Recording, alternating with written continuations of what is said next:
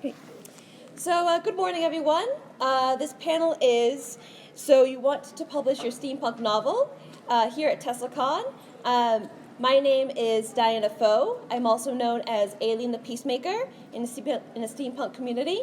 In steampunk, I'm best known for running the website Beyond Victoriana, which is an award-winning website about multicultural steampunk. It's been running since 2009, so we've been going pretty strong. I also blog for Tor.com as well under the same name. For my day job, I work as an editor for Tor Books, which is the largest science fiction and fantasy publisher in the United States. And I'm really glad to be able to talk about the publishing industry today. If you have any specific questions about the process, advice about writing and submissions, or in general thoughts about steampunk as a genre, I'll be more than happy to speak about it. Later on, we'll be joined by Kevin Steil. He's also known as the Airship Ambassador.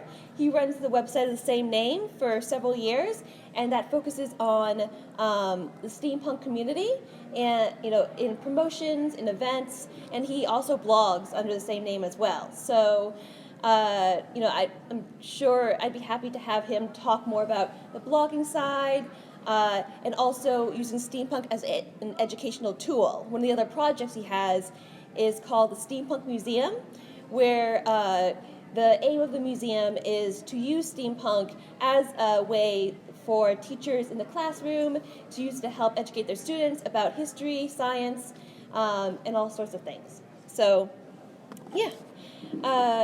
I guess start off with, if anyone has any particular questions, you can feel free to grab the mic here, or if you think you can project well enough, you can speak from where you sit. All I need to ask is, if you use the mic, just make sure to hold it in a proper distance from your face so it isn't exploding when we record it right here.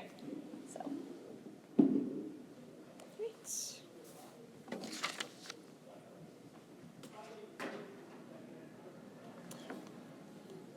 Yes?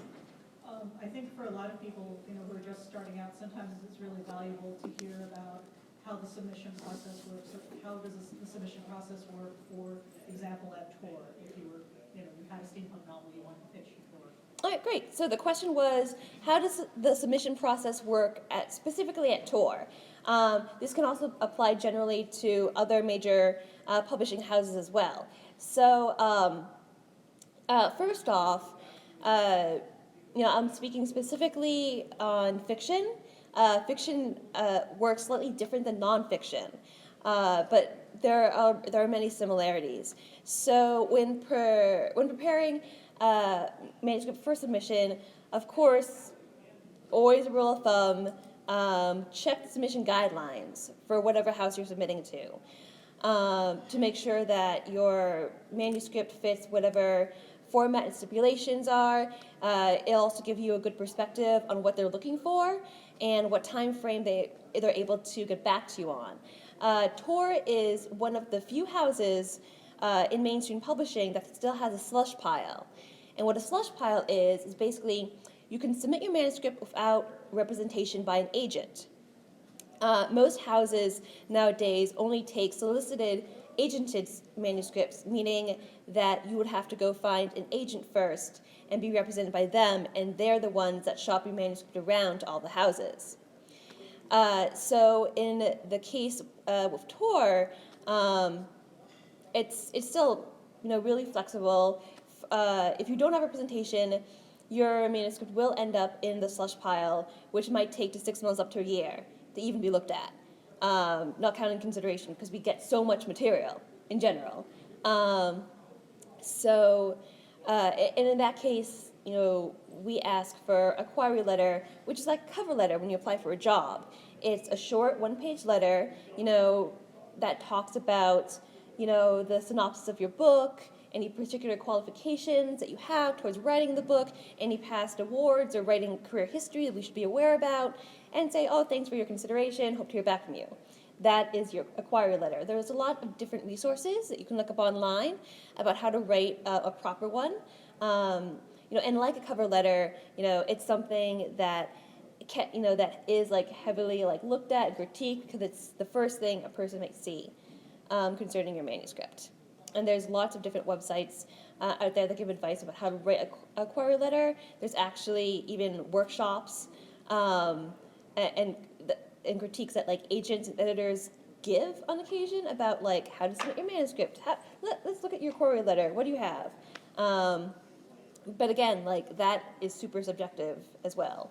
So a typical like submission would either be a query letter by itself, and and you can offer, I have the entire manuscript for full consideration. If you are interested, please write back. Or sometimes the person would submit the first 3 chapters or first 50 pages of the manuscript to read along with the query letter. The preference, a house has, like some houses are more stricter about it than others. From my experience at Tor, it's pretty flexible, because usually when we do like a slush read, we'll see like, okay, is anyone interested in looking at this further? Yes, no, all right, and then we either ask them or we send a rejection. It's pretty straightforward. But also I should mention in terms of unagented submissions, a lot of editors are perfectly fine with being approached. If someone has a pitch that they want to give them, if an editor exclusively is invited to an event like myself at TeslaCon to present about publishing and to talk about it, it's also an open invitation. Like, look, if you want to talk about your book, we can have a discussion about it, for consideration. That's perfectly fine. Not all houses work that way, not all editors work that way. I know a lot of senior editors often get flooded all the time with stuff, but it's something that you can also put into consideration as well, is that, especially with Tor, Tom Doherty, our publisher, really believes in sending editors out into the field and to interact with the fan communities that we want, that our readers are from. Because, if you want to know what's up in publishing, you've got to get to know your readers. You've got to get to know your community that you're working with. And so he makes a point to actually send editors out as representatives of the company to talk with everyone. Other houses have like different, attitudes towards that. That's in a nutshell, like submitting cold. The other method that I mentioned, is submitting an agented manuscript, which means you get representation from a literary agency to show your work around. Now the advantage, yes, feel free to come right up. Sorry. No, it's fine. This is Kevin Steil, the Airship Ambassador, and I already gave you a little introduction. Oh, great, thank you. Yes. So, and right now I'm just speaking about the general submission process. Okay. And then moving on, we can continue with the Q&A. Great. So, so next we have, the option of an agented manuscript, and that process is just pretty much the exact same process I told you beforehand, the slush pile. When you go look for an agent, it's often writing a query letter to an agency saying, oh, I have a book, I'm looking for representation. Here's all the information you need. I'd like your consideration. Agents are much more active in pursuing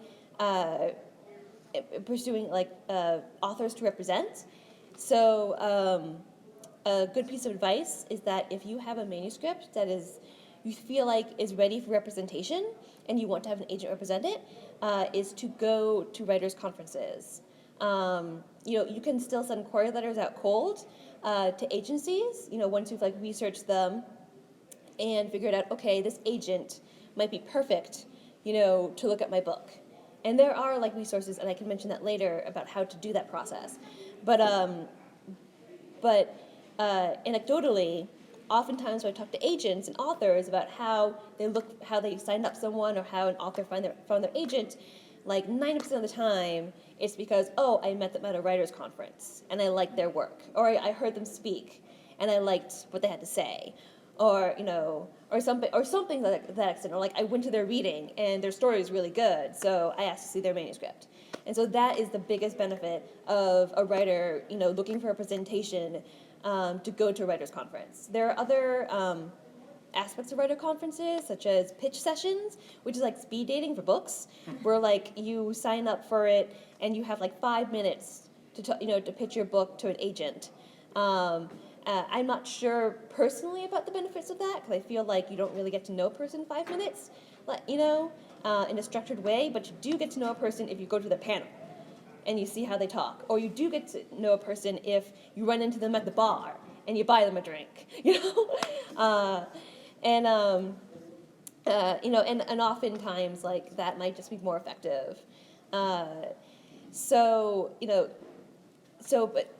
in terms of agents and getting representation, one thing a writer should consider when researching it is to, there are hundreds of agencies out there, and it can feel very intimidating. Like, oh my gosh, there's so many people. Like, how to start?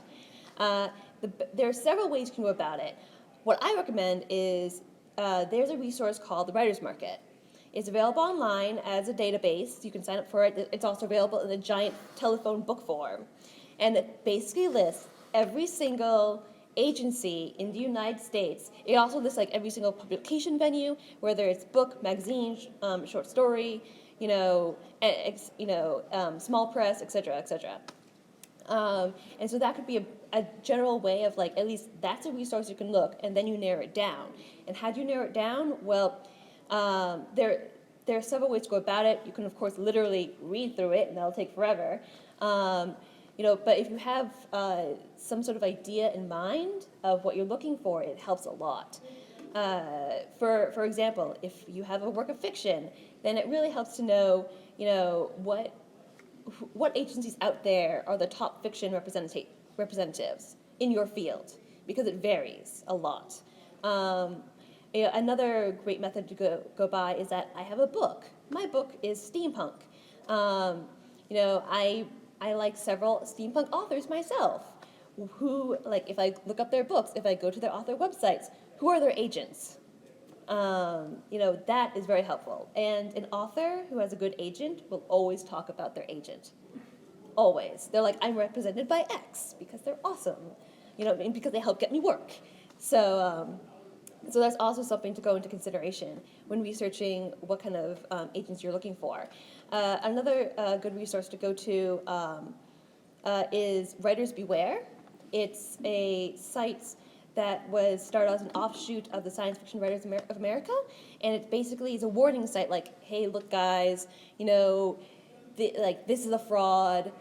This agent, has like unethical practices, like this is just a scam, et cetera, et cetera. It's all posted on that site. So the latest current news about what people are talking about, so you have a comfortable feeling about whether a person is legitimate or not if you haven't heard about them elsewhere. It's a very good resource. Another good resource to turn to is basically like the Science Fiction Writers of America themselves. Like, it's a good organization when gathering information, when networking with other writers and editors and agents, and they also have events. Every year, for example, they have an annual event based in New York City that is flooded by industry people. And I have myself, like, I go there, I do meet authors who are there for the first time, like, oh, I just became a CIFWA member, and here's some of my stuff. I'm like, oh, I like some of your stuff. Why don't I look at your manuscript? Like, that stuff does happen. So that's like the various ways, you can like start off in the submissions process. And I can continue and say like what happens once the manuscript gets accepted, if you guys are interested, and move forward from there, or I can open up to other questions. Preference? Okay. Okay, great. So what happens next? All right. I'm going to say like, all right, you found an agent. The agent loves your book. The agent is shopping around your book at various houses. And an editor, let's say myself, like, oh, I find this very interesting. Let's take it to the next step. What happens on the editorial side is that, what we usually do is that we read through the manuscripts. If we like it enough, we do research ourselves. And one of the big things that we look for is we look for like what, I mean, this is my personal opinion, like some editors kind of slightly different opinions, but in general, like we look for what is the reading audience? Do we think it's feasible for us to publish it at this time? Do we think, do we believe that the book is strong enough to win awards? Are there any comparison titles that we want to compare this book to? Like, this book seems to be like, Harry Potter, for example, and which might benefit our overall general list, like et cetera, et cetera. And so we figure out all of these numbers, and we put together what we call a profit and loss statement, a P&L. And that is like, basically our giant guesstimate that says like, all right, here are the numbers we have that, if we publish X number of books, at this production cost, with this much money dedicated toward publicity, marketing, et cetera, this is the feasibility, of like what benefits us, in what benefits the author, and how much we can offer them as an advance. So a lot of times I think new authors don't understand, like, I'm selling my book and I'm getting X number of like dollars in advance for it. What does that mean? Like, that number is actually a carefully calibrated thing that is part like, cold hard, like, all right, these are logistical considerations of producing a physical book, and investing this much money into it. And this is how much we can invest in the author. And it's a part, it's part guesstimate saying like, I think this will be really hot. So we can also account for this amount of money we can invest in it. And it's also like other factors too, like, do we see ourselves working with them again? Like, is this a persistent series that impacts it? And other aspects as well. So basically, I like a manuscript. I talk with the agents, like, I like a manuscript. I create a P&L statement, and, I run it by Tom, like, say, hey, Tom, what's up? I have this P&L. I have this book. Here's what the book is about. I think it's really awesome. And then we go through a series of negotiations between myself, Tom, and the agent about other factors. This is all like the contract negotiations, basically. And a publishing contract consists of like several terms. And this is actually also a really good reason why you need an agent, because agents know these contracts inside and out, and you necessarily don't. So when looking at negotiations for contract involve several factors that protect the author, like, we agreed to publish your book within X number of months, so it's not like we buy the book and never publish it. It also protects the authors and the publishers in the fact that, like, you're giving us this book to us in good faith, and you're not like, and you claim this is legitimately your book, and it's not like you took it from someplace else and trying to pass it off as your own, or like certain rights, like, for example, we ask for like the right to publish, first, that you have not published this anywhere else, for example. We ask for the right to publish this in English in various parts of the world, or maybe perhaps the entire world. That's called World English Rights. We're asking, or we might also ask for translation rights. Like, we ask for the right to like sell your book in German, in the German-speaking world, or in French. That could be, and also other things that go into play: audio rights, movie film rights, game rights. If someone decides to make a game out of it, et cetera, et cetera. But once everything is negotiated to the point that all parties are satisfied, then we're like, all right, contracts, here are the terms, make a contract, we hand it to the agent, the author signs off on it, Tom signs off on it, and boom, we have a book deal. And going from there, it comes in-house, and then we have about like a year and a half, 2 years to publish it. So working with that deadline, we have to do several things. One, when you buy a manuscript, it's still not perfect. We may request the author to make several revisions before we buy it, and even after we buy it, we may ask them to give further more revisions to their book. And so that process, hopefully, if the author is quick with revisions, can take 3 to 6 months. But once we feel like the manuscript is as strong as it can be, then we put it into production. And once it goes into production, that's when they put it in the book layout form. That's when it gets copy edited. Each step of the way, it's also still run by the author. For example, get the manuscript, get to production, goes to the copy editor. Copy editor's job is they're the ones who are. They look for grammar. They look for inconsistencies, like why is he wearing a hat on page 12, but the hat disappears by page 45. They look for details, like they do fact checking, actually, which is especially important if you have something that's historically based. And so once they have all that, they're like, okay, we have corrections. You run it by the author okays them. It comes back to us. We put it in book layout form, which is what it looks like, actually printed. Then we send that to the author saying, this is what it looks like when in book form. And the author, comes back to us with the okay. And then it goes to the in-house again a couple more times to make sure we have all of inconsistencies and corrections made as thoroughly as possible. And that's actually a big difference that you see with, hopefully with major publishers and small presses, because oftentimes small presses can't afford to hire out as many freelance copy editors, as a traditional house can. So that's why sometimes when you see other books, they're like, oh, I wonder why there's typos in it. Or I wonder why there's inconsistencies. It could possibly be it was a terrible copy editor, which is really sad, or it could be the fact that they weren't able to vet it with enough passes before publication. Happens. But after it goes through all that, in the meantime, we're also in discussion about cover book art. It's a contractual thing. Some authors get consultation, which means they can look at it and be like, that's awesome, or that's not awesome, or can I have suggestions? Some authors, especially if they have big names, like Stephen King or Brandon Sanderson or Neil Gaiman, can say I want my cover to look like this. And then we're all like, oh, okay.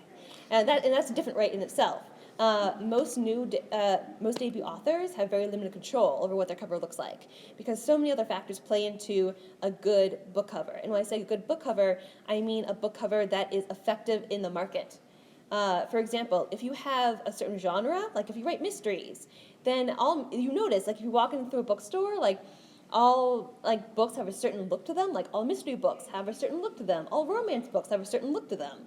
And so when we create cover art, it's usually in adherence to what other books of the market look like. So readers can recognize it as oh wait, I'm a romance reader. This definitely looks like a romance book I'd like to pick up. That way. And so that is a process where sales comes in and says, oh look, we think this book cover needs some tweaking because we're not sure it's going to hit the right audience that we need.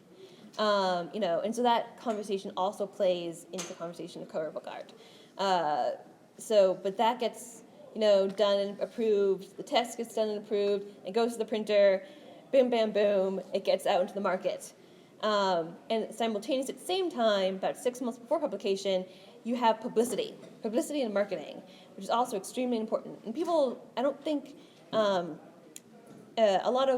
another thing that a lot of new authors don't realize starting out, especially if they're not used to looking at their book as, a product. And I feel like I'm so cold saying it, but I actually come from marketing when I started before I became an editor, so that's why I have a certain perspective. So people can have different perspectives. But it's very important to create enough buzz for your book before it goes on the shelf. It's really important to have people know your name before your book gets published somehow, somewhere, and not necessarily, it's not like, oh, you have to be in the New York Times all the time every week before your book comes out, but you have to make sure your readers know, who you are, so they can find you, And now in the age of the internet, it becomes simultaneously easier and 3 times harder to get your name out there and to have people know who you are.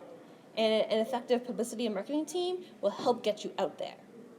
And that starts 6 months before publication, usually, because that's around the same time that sales is selling in your book to all the major accounts. They go to Barnes and Noble. They go to Books A Million. They go to like Walmart. Like all these places. And say like, look, we're selling in these books. Like 6 to 8 months in advance publication. Are you interested?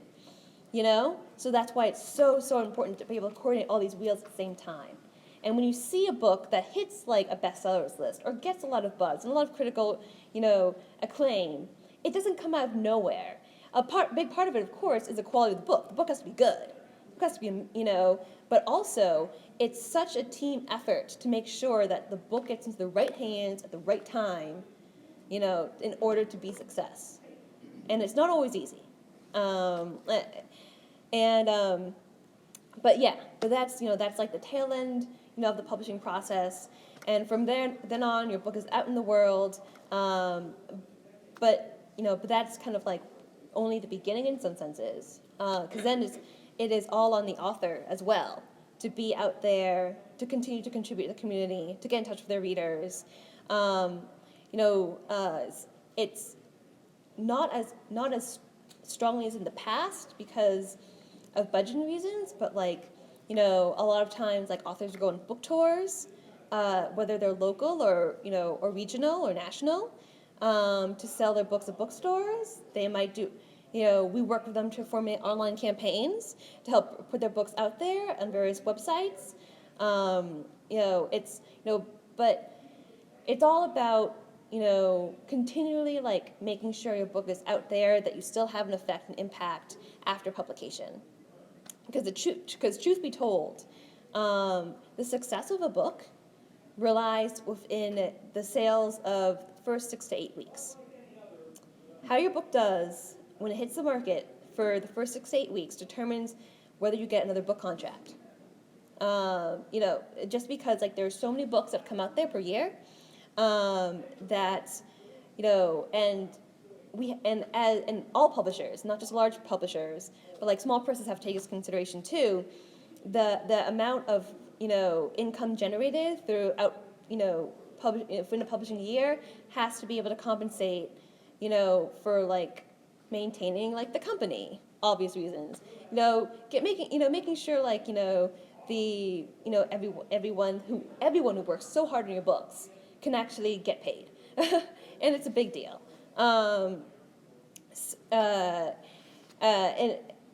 so that's why I'd say not all authors are fully prepared to look at the business aspect like this, but it's also important to recognize if you want to be published professionally, and you don't to take all these aspects into consideration as well, because especially now, increasingly, a writer is more than just someone who puts words on the page, but is someone who is an active, engaged member of the community they want to be in. And it's hard, but it's also something that I think people more and more are beginning to realize when looking into publishing. So, yeah, that's my spiel. Yes. I have 2 questions, one for yourself and one for the Airship Ambassador. First, for yourself, if you have a book that you've done the manuscript and you think you're ready to submit, do you agree with the idea of having someone professionally edit it before you submit it, or do you think that's not a good idea? And then for the Airship Ambassador, love your website. I go there often. I'm curious to know about your website. What is the benefit for doing it? Is it purely altruistic, or is there a mechanism for making money from it? No, it's purely for. Yeah. But I'll answer the rest of it. But why don't you go first? Again, this is my personal opinion, and not the opinion of the industry or even of Tor. But I think when a writer submits, especially if they're a debut author, their work has to be the strongest as they possibly can submit it. Because the policy, and we have to have this policy, or else, we'd never get any work done, is that once you receive a rejection, even if it's from one of us, it's rejected by the house as a whole. So that's why it's so important to make sure that you submit to the right editor. And two, it's also another advantage of why you would get an agent manuscript, and why you would get an agent, because they would know the editors well enough to submit the right manuscript to the right person.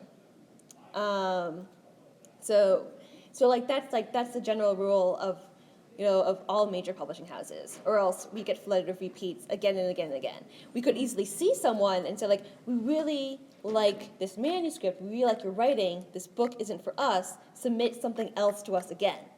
That's a legitimate answer that we give to writers as well. So it's not like, oh my gosh, I only submitted once to Tor and they rejected it, I can never do it again. You still can, it just has to be something different. So like if a writer feels like they need to hire a freelance editor beforehand, they can. I also know that a lot of agents are actually your first editors, and a good agent will edit your manuscript before shopping it around. So there's that option as well. I know there are a lot of editors who also freelance on the side, outside of their house. And and that all depends on like the company policy, because of course conflict of interest. But as a general rule, there has been instances where an editor will freelance on the side, as long as they can say that we are not doing it for the company, and that we will not publish the book ourselves. So there's that. I have a question. Yeah. So do you get many repeats where a story is submitted to one editor, they reject it, and it gets, the author tries to resubmit it to a different editor in the house? Is there much of that? No, there isn't much of that, because people know that editors talk to each other. So it's kind of obvious. They're like, hey, this person, they submitted to us, X times, and yeah, we definitely notice if like someone is trying to like shop it around to every single editor in a house. It's pretty obvious, and then we definitely won't take their work again, because that is very unprofessional. Yeah. But the thing that does happen though is that we might see a manuscript and we might like, this is really good writing, we really like it, but this genre isn't for us, and I don't think I can do it justice, but I know my colleague X would love this, and so we could be like, we could say to the agent, hey, this isn't for me, but I'm giving it to X to look at because I think they'd like it. That happens too. So, So on my side, it is pretty much altruistic. That it all started because I felt like I had something to say, and then I got into doing all the interviews across the board in the community. And I suppose what I get out of it is I get to read a lot of these stories before everybody else, which is really nice. And there's some good work. So I guess most of my work is really on that tail end, working with the publicist. And then really working directly with the author, with the interview, and asking them the questions and being able to tailor the questions for what they've done and kind of what their experience is. And I think after almost 5 years, the author experiences have run the gamut across the board, where everything from some people do a Kickstarter and self-publish, and others are going through a major house like Tor. And everybody's story is a little bit different. So I don't think any two authors have ever taken the same path to have their book published. That even if they're in with a major publisher, even their path is different. So somebody like Gail Carragher, when she went through Orbit to do for Solus, started with Solus. That totally different experience than Sherry Priest when she did Bone Shaker. Mm-hmm. And I think Orbit gave Gail a lot more latitude and allowed more input on her book about how it should look and how it should work, and even the cover. And maybe you've already heard the story that Orbit was putting together some cover artwork and basically asked Gail, like, well, what do you think? She said, well, here, I have some pictures, and I have this friend, and she does modeling, and here, this is what I think. And it's like, that's great, we'll just use that. And then others, for Sherry, they went out and had, I think it was John Fisher do the covers for her whole series. So it's always different. And I think on the editing side, it's different as well. That certainly going through a major house, they'll have the in-house editors.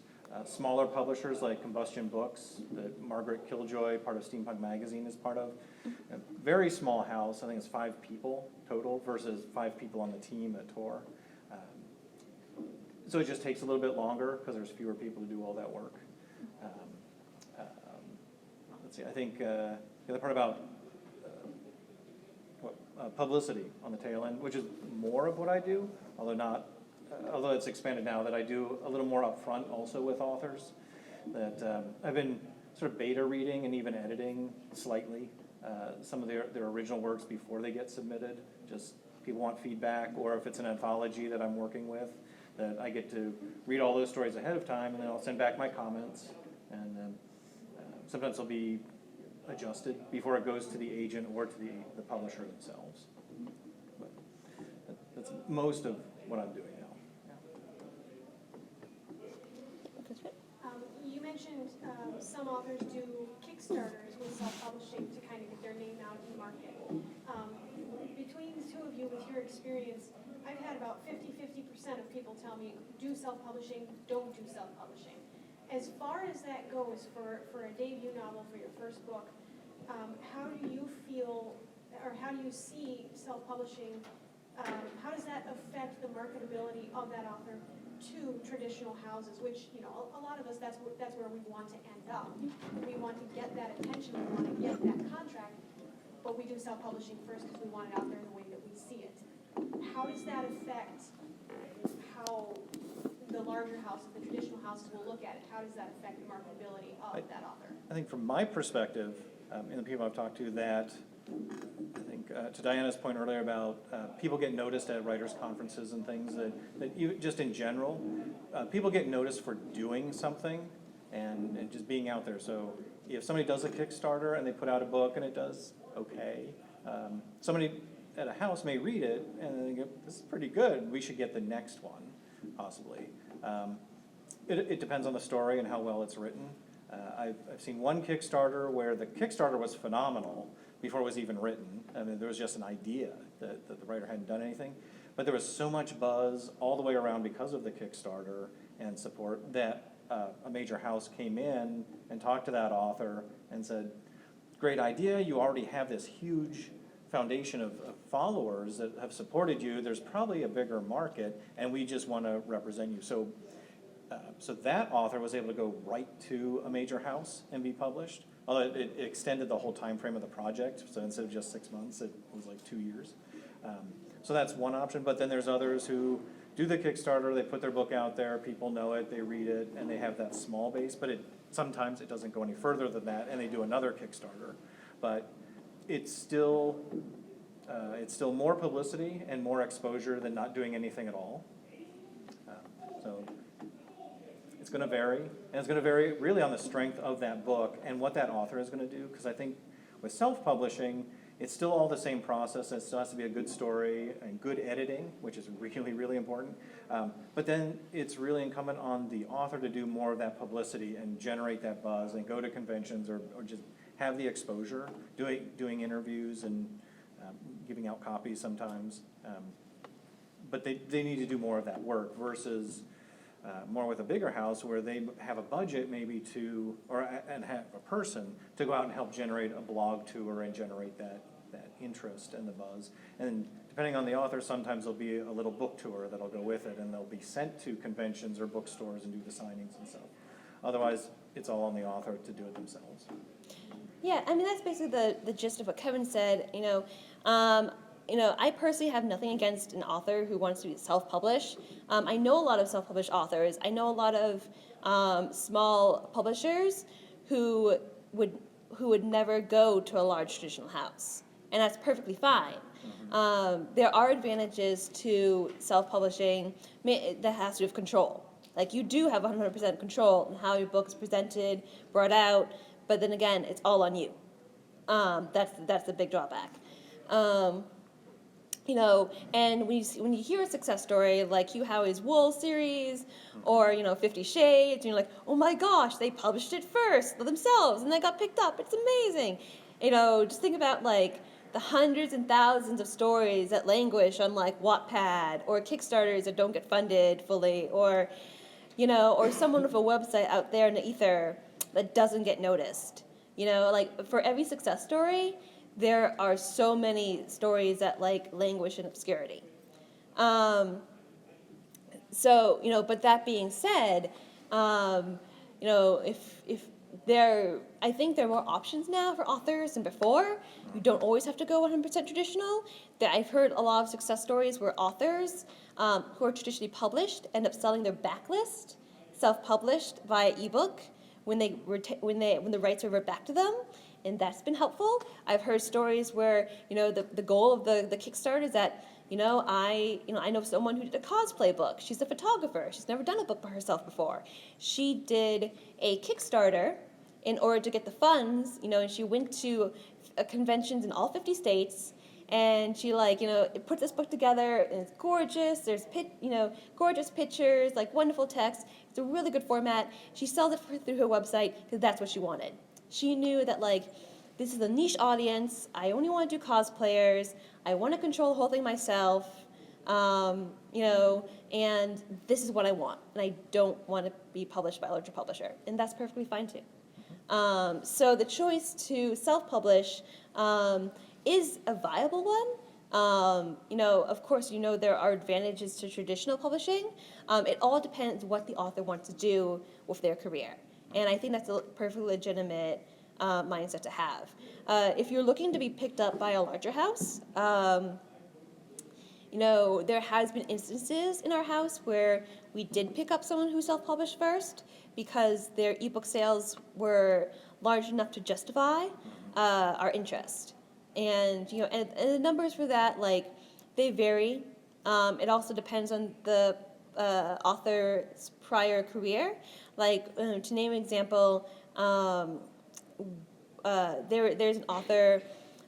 They ran a small press, for over 15 years, and it's an award-winning press because they specialized in erotica, which isn't something that for many years until until 50 Shades was not as strong an item. But she picked up interest. One, because she was super professional. She knew the industry inside and out, which is really big, perk. Two, her books, while they were not, strong sellers, were always consistent sellers. Her backlist still sold. That mattered a lot. And, and three, she had a reputation in the community. Of being very credible, of being a strong writer, and that also is very important, and that's how we noticed her. So, so there can be advantages to self-publishing, if you're looking to be noticed by a larger house, but there's a lot more other factors that come to it, not necessarily you have a book already out there. And along those lines, something else that authors can do is putting out a free short story that, on Smashwords or even Kindle or something, but it's just out there for everybody just to grab. And sometimes it can provide just a hook, either just for readers that they think, well, that's a really good, interesting piece, either a prequel or sort of a mid-story between first and second volumes of something else. But it can grab more people, partly because it's free, and people will just go get it and read it because it's free. But it's short, so hopefully it didn't take the author a lot of time, not like a full novel. But it can provide that hook, not only to bring in the readers, but it could also hook somebody at a major publishing house. That's a really good idea, and what would they do if this were a longer story? Or if we stay in the same world, what's another story that can be told from it? Mm-hmm. So that can always be helpful. And it's also just part of that generating the buzz and exposure that people are out there. And to that point, I also recommend if you have a book you want to submit, then the next big thing you can do to help yourself is to publish short stories by credible venues. That's also a really strong aspect. And when I say credible venues, I mean short story publications. I think one of the best advantages of the internet right now, thank you, is that they provide more and more spaces for short story magazines to exist. And especially in genre publications like science fiction, the short form is very, very important. It gets your name out there, it gets you paid, it gets you professional credits. So if you want to, become a member of, the Science Fiction Writers of America, you need 3 professional publications in order to apply. That's a great way to start. It gets attention from agents, especially if you get published in certain publications that agents follow. And also it helps establish, a community of other writers like you. Because they're like, oh, we were both published in the same mag, like we're both in Apex, it's awesome, or we're both part of this anthology, it's so cool. And you can help support each other that way. And I think that's also something very important too, that a lot of writers, recognize more, is the need to find fellowship with other writers to help support your work. Because being with a great, publisher is fantastic. It has all sorts of advantages, but you also have to be able to network with other writers in a way to support each other, and because they're not all competition. Because for example, how do you create buzz? A big thing that especially sales relies on when they sell into accounts is what kind of blurbs are you getting? A blurb is a quote or an endorsement or something that a fellow author or expert about in the field gives about the book. So example, I have a manuscript. Neil Gaiman's like, oh, this book is awesome. The sales would be like, put that on the cover. And then the cover of your book says, this is awesome, says Neil Gaiman. And then all the accounts be like, BNN's like, oh, that's very interesting. There's a lot of debate about the relevancy of blurbs, to readers. Readers don't care necessarily. Oh, okay, Neil Gaiman's on the book, so what? But it matters a lot more to accounts, actually. Because that's the type of buzz that they're looking for. So yeah. Yeah, also on those short stories for other magazines, I always try to find and publish all the calls for submission in my general newsfeed during the week. But that is a good way to start. Partly just to go through the process, but with something small and a smaller effort than a full novel. But I think, like Diana said, that you get to know the people, get to know the process, know what to expect, and then be able to scale up from there. And there's a growing number of online magazines in particular that are looking for more steampunk stories, but it's really important to follow their guidelines, that they're looking for something usually very specific. They'll call it out in the guidelines that they want this kind of story and not that kind of story, a certain word length, a certain style, whatever it is, but it's really important to follow those guidelines. But if nothing else, at least it gets you in there and working and getting to know people, and just like a regular full-blown book deal, that there could be a rejection. It's like, well, it doesn't quite fit this time, and it's really good, but there was something else that was better. Not that you're bad, there's just something better. But maybe the next issue, or resubmit, or do these tweaks, and we'll see next time. But it's worth it to go through that process too. Okay, so we have about 5 minutes left, and it's time for one more question. Do you want that? As an editor, when you're looking at a manuscript and you have an unpublished author, how much do you consider, for example, the merit of the work and the manuscript itself and how much you enjoyed it versus, oh, but they don't have a website, or they don't have this following, or maybe they don't have an agent, and things like that. I mean, how important is it for a writer to have a blog, to do that kind of thing if we want to get it published? And this is my opinion and not the opinion of the House, but I personally think that it all comes down to the strength of the book, because what happens is, when I buy a book, or I have something that is good, your agent and your editor are your first fans. They will fight for you if you're, and that's what's important. It's more important to have an agent that will fight for you in the House than a platform that attracts 1 million people. Because the passion an agent has, or an agent and editor has for the work of the authors they work with, that's what pushes a publisher to pay attention. Yeah. So I mean, so that's that's why I say basically, and also like even if an author has no platform, once you buy a book, there's 2 years to build one. You can always build a platform. You know.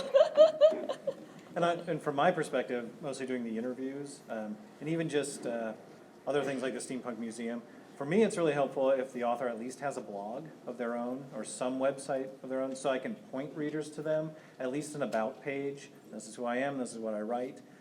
But it's helpful partly for that buzz again, but there's just more information to put into an interview and talk about. So if that author did even just a general blog and talk about other things, other interests, that's helpful to put into an interview instead of just, here's your book, and we're only talking about the book, and that's all you are, is that, as opposed to, I did this book, I have these other books, here's my other interests, and this is other stuff that I do.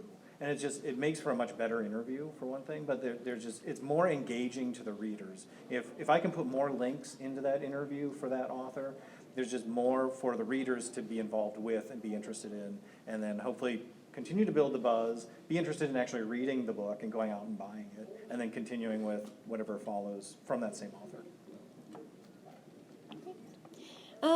Yeah, so I guess that pretty much wraps it up. Thanks, Kevin, for Thank you. being on board. Yay, thank you. Thanks, you guys, for coming here. I have buttons upstairs, but I did not, sorry, but I will, both Kevin and I will be on panels again tomorrow from 2:30 to 4, and from 5:30 to 7. Or at least like that, I will, I will be at those ones. And both of them are actually about LGBTQ and steampunk, so you can feel free to stop by and say hi. Today I'm actually splitting my time between TeslaCon and the Southeast Wisconsin Book Festival. So I'll be actually there presenting again this afternoon. But until then, if you want to stop by now after this panel and say hi and chat, and maybe we can go to the tea room or something, I am totally free. And of course these books are on sale. So if you are interested, stop on by and pick one up. Grab some swag, grab my card. I also have professional cards as well for tour. And thank you again so much. Thank you.